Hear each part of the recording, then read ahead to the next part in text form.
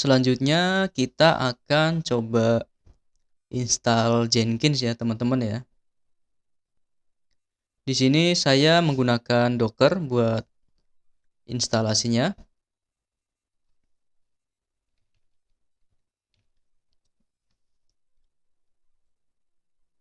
Ini websitenya Docker ya. Bisa kalian install terlebih dahulu atau kalian pelajari dahulu.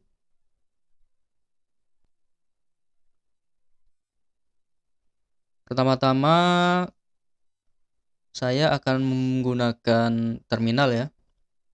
Di sini saya menggunakan OS Linux.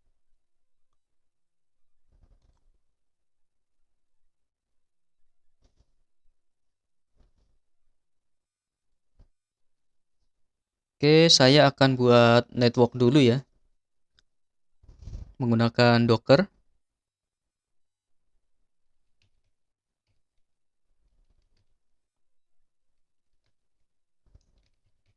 Di sini networknya namanya Jenkins. Oke, sudah berhasil.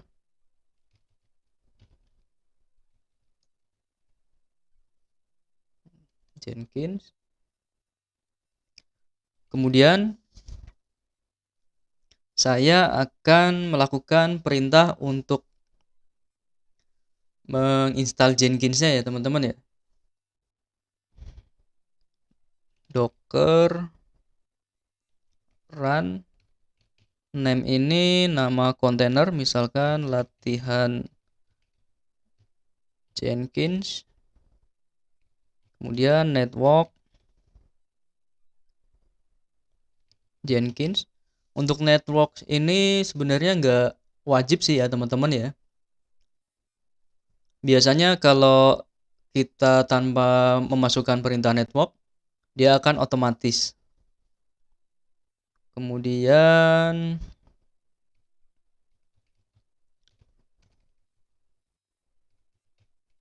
publish, ini portnya, dimana Jenkins ini portnya adalah 8080.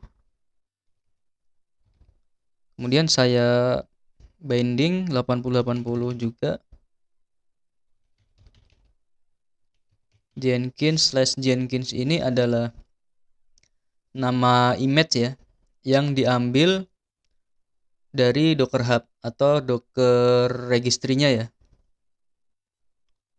Kalau udah, saya enter.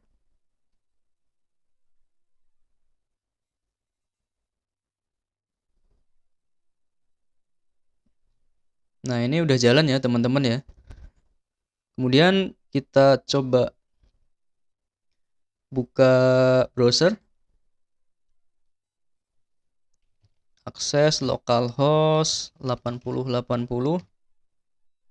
Nah, ini kurang lebih tampilannya dari Jenkins. Nah, untuk membuka Jenkins, kita harus memasukkan password. Nah, di mana letak passwordnya adalah di dalam sini ya. Jenkins var, Jenkins home, script, terus ada ini.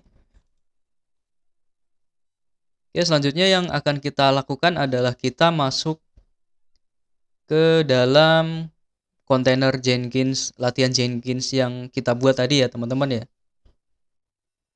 Caranya, saya buka terminal lagi. Kemudian saya cek dulu nama kontainernya.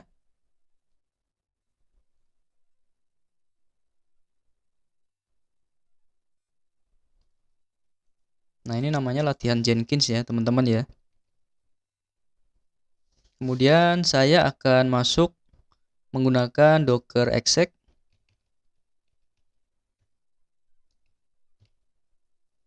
Min it, terus nama dari kontainernya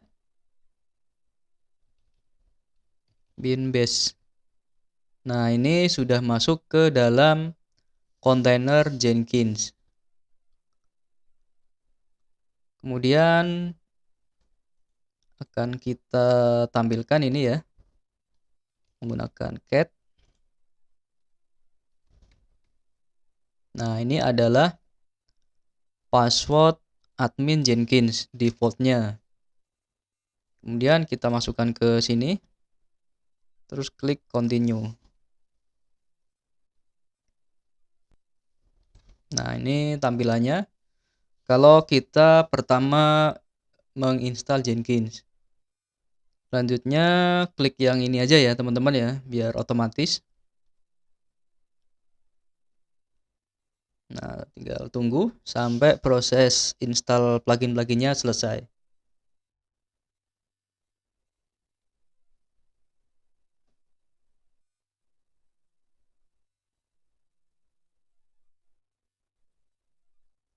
Nah, untuk instalasi ini pastikan kalian internetnya stabil ya, karena ini menggunakan koneksi internet ya.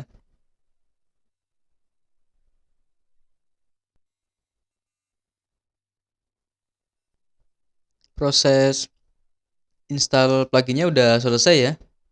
Nah, kemudian ini kita harus membuat admin user ya untuk pertama kalinya.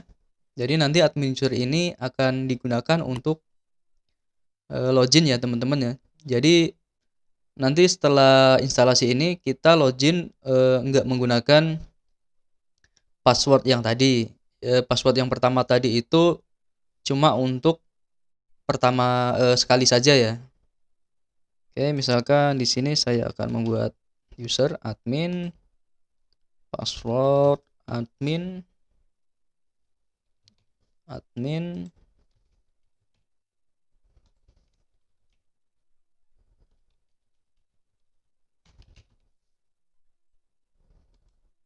Kemudian klik save and continue.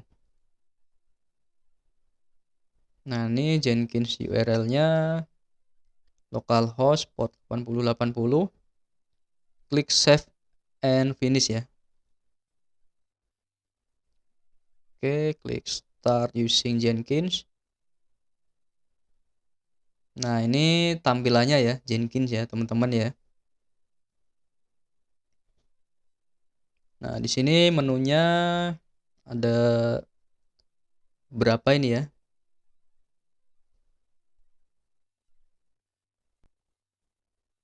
Ini kalau kita mau konfigurasi terus ada install plugin dan kredensial dan lain-lain ya, banyak ya.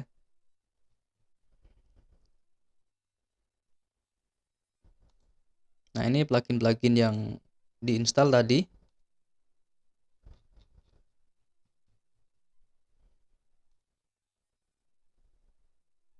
Nah, biasanya kalau membuat satu project deployment ini ada di new item ya biasanya. Nah, ini pilihannya menggunakan pipeline ya. Ini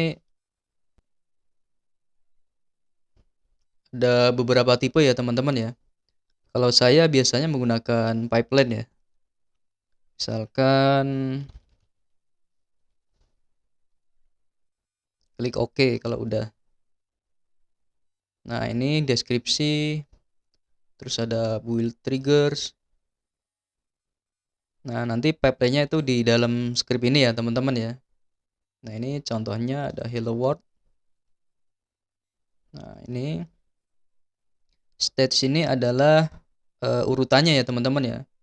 Misalkan stage hello, terus mengeluarkan hello world gitu ya.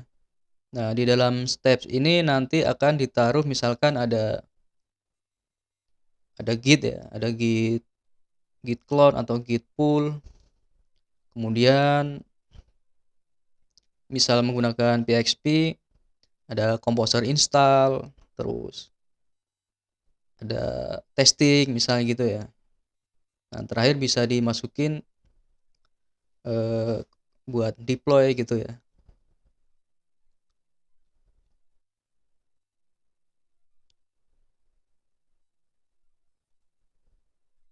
Oke, teman-teman, kurang lebih seperti itu ya cara instalasi Jenkins. Tools ini sangat berguna sekali ya untuk proses deployment.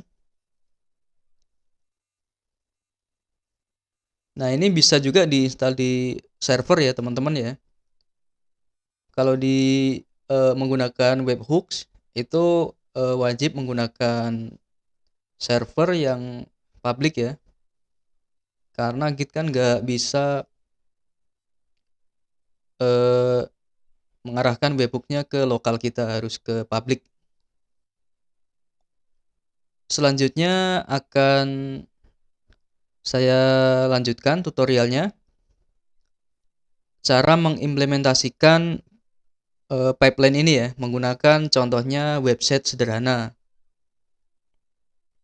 Untuk deployment nanti kita bisa menggunakan Git FTP ya, untuk contohnya ya. Oke, terima kasih.